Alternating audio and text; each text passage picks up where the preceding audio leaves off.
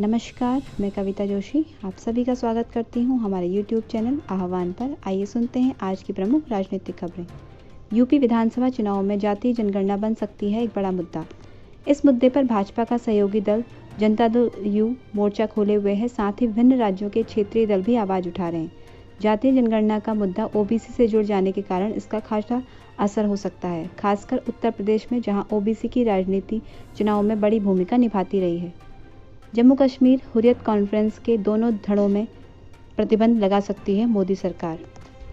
Hurriyat conference के दोनों धड़ों पर कड़े गैर कानूनी गतिविधियां रोकथाम अधिनियम के तहत प्रतिबंध लगाया जा सकता है। अधिकारियों ने कहा कि पाकिस्तान स्थित संसाधनों की ओर से कश्मीरी छात्रों को MBBS सीट देने के मामले में हाल में की गई जांच से संकेत मिलता है कि हुर्रियत कॉन्फ्रेंस का हिस्सा रहे कुछ संगठन स्टूडेंट्स से रुपए लेकर केंद्र शासित प्रदेश में आतंकवादी संगठनों को फंड दे रहे हैं। पंजाब कांग्रेस के अध्यक्ष नवजोत सिंह सिद्धू अपने सलाहकारों को लेकर बुरी तरह से घिरे। कांग्रेस के वरिष्ठ नेता मनीष तिवारी ने सिद्धू के 2 सलाहकारों की कथित विवादित टिप्पणियों को लेकर पार्टी नेतृत्व से इस पर आत्ममंथन करने का आग्रह किया है। साथ ही उन्होंने यह भी कहा कि क्या ऐसे लोगों को पार्टी में होना चाहिए जो जम्मू कश्मीर को भारत का हिस्सा नहीं मानते और जिनका रुझान पाकिस्तान समर्थक है। बांग्लादेशी युवाओं की तालिबान में शामिल होने की मंशा, सीमा पर BSF को किया गया अलर्ट। कुछ बांग्लादेशी युवा भारत के रास्ते अफगानिस्तान की जाने की फिराक में हैं। इसकी भनक लगते ही भारत बांग्लादेश सीमा पर BSF को अलर्ट किया गया है। ढाका के पुलिस कमिश्नर शफीकुल इस्लाम ने बताया कि यह युवा किसी भी तरह अफगानिस्तान पहुंचना चाहते हैं। हालांकि इनकी संख्या कितनी है इस बारे में कोई जानकारी नहीं मिली है। ला गणेशन को मणिपुर का नया राज्यपाल नियुक्त किया गया। राष्ट्रपति रामनाथ कोविंद ने ला गणेशन को मणिपुर का नया राज्यपाल नियुक्त किया। इससे पहले वह राज्यसभा के सदस्य भी रह चुके हैं।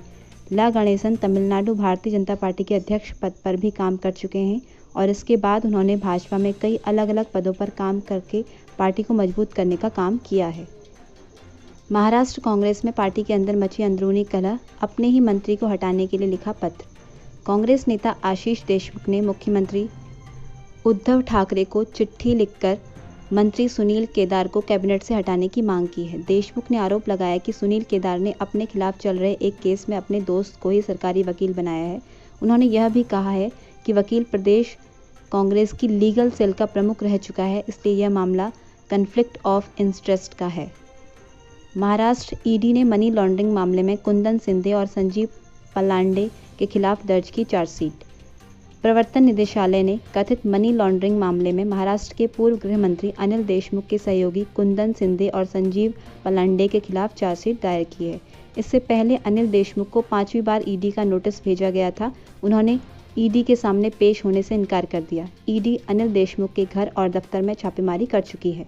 बंगाल भाजपा ने की पश्चिम बंगाल में अलग राज्य की मांग। केंद्रीय राज्य मंत्री जॉन बार्ला ने जून में उत्तर बंगाल के सभी जिलों को मिलाकर एक केंद्र शासित प्रदेश बनाने की मांग की थी। हाल में ही केंद्रीय राज्य मंत्री ने फिर से अलग उत्तर बंगाल राज्य की मांग करते हुए कहा कि इस इलाके की जनता की मांग है। बंगाल भाजपा अध्यक्ष दिलीप घोष ने भी इसका समर्थन करते हुए कहा कि यह मांग अवैध नहीं है। ये थी आज की प्रमुख राजनीतिक खबरें। नमस्कार।